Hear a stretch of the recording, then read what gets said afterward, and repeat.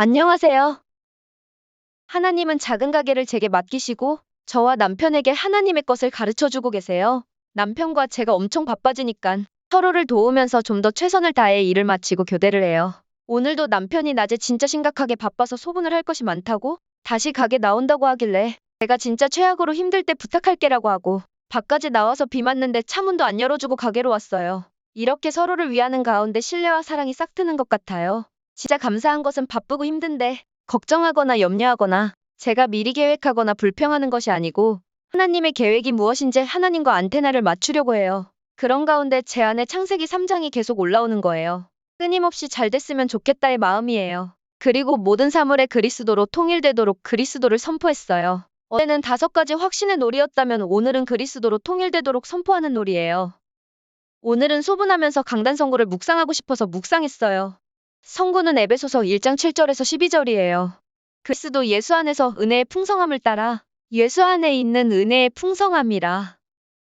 사단 문제, 재앙, 하나님 떠난 문제가 해결되어 완전히 자유되고 하나님의 나라를 누릴 신분과 권세, 그 피로 말미암아 속량 곧 죄사함을 받았느니라. 죄사함. 강단에서 세상의 죄랑 성경이 말하는 죄랑 다르다고 했어요. 세상에서 말하는 죄는 윤리와 도덕이고 하나님이 말하는 죄는 하나님과 단절되고 하나님을 떠난 상태라고 하셨어요. 오늘 기도 수첩이랑 연결되어 묵상하게 되었어요. 오늘 기도 수첩이 예수님이 광야에서 시험받은 내용이에요. 사단은 경배와 예배의 대상을 바꾸려고 한다고 했어요. 인단 이야기인데 오늘 예수님의 광야 이야기 듣는데 예수님은 사단이 오는 줄 알았잖아요.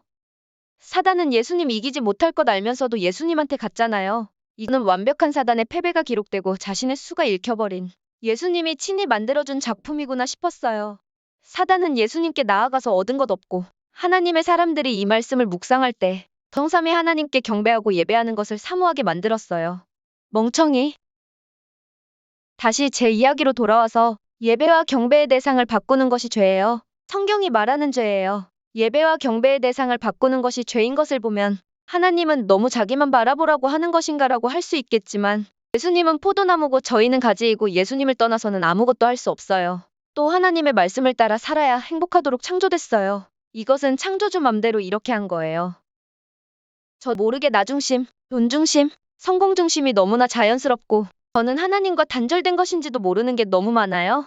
보이면 기도하면 되는데 찾아서까지 기도하는 것은 어려울 것 같아서 그리스도 삼중직 기도를 계속했어요. 반복된 문구로 그리스도 삼중직 기도를 했어요. 사실 이것이 남편과 제가 하는 일이 사장이니깐 당연히 열심히 하는 거라고 생각하실 수 있는데 예전에 제가 훈련 다 다니면서 일단인 적 있다고 이야기했잖아요.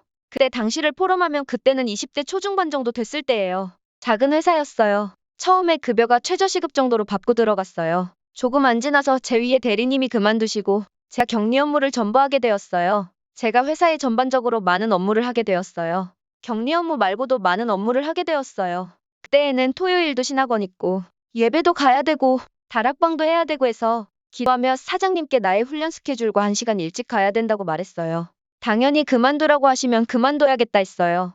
물론 훈련 갈 때는 급여를 삭감한다고 했어요. 처음에는 화를 내면서 절대 안 된다고 하셔서 그만둔다고 했어요.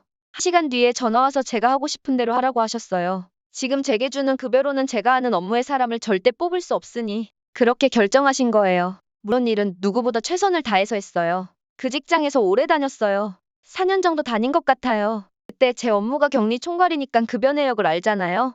제가 제일 적으니까 종종 욱하는 것이 올라와서 회사를 그만두고 싶은 거예요. 그때마다 하나님은 월급을 사장이 주는 것이냐? 하나님이 주는 것이냐?